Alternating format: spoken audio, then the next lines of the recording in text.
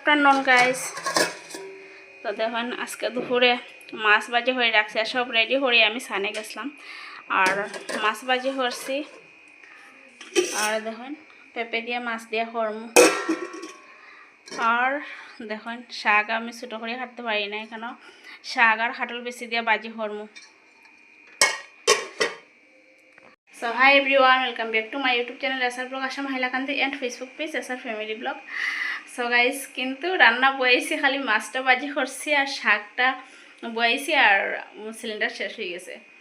আর actually cylinder আমরা তিনটেও আছে, একটা একজনের কাছে আর একটা আমরা বাড়িতে আসলো, তো এটা আনতে আনতে লেট হয়ে গেছে আর আজকে সিলিন্ডার শেষ হয়ে গেছে। তো ব্যবস্থা না এলে তো আর রান্না ওই তো না, তাই অর্ধেক রান্না করি, অর্ধেক তাহলে মাছ ভাজি করছি আর শাকটা ভাজি করলাম। আর কারণ এই সিলিন্ডার শেষ হয়ে গেছে, তো এখন সিলিন্ডার রান্না হইব, তারপর রান্না হইব।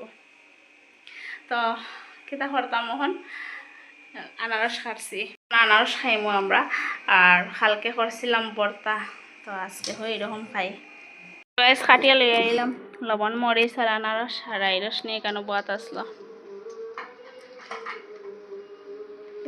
তো গাইস রসনি যার গিয়া এখন ভর্তা করাত, আমি পারতাম না।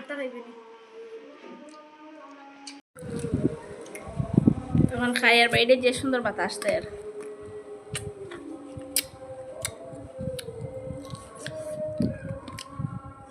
হয়ে গেছে ভর্তা, রসনি খাইছে, আমারও একটু দিছে, এখন একটু পালাকে রাখছে একটু।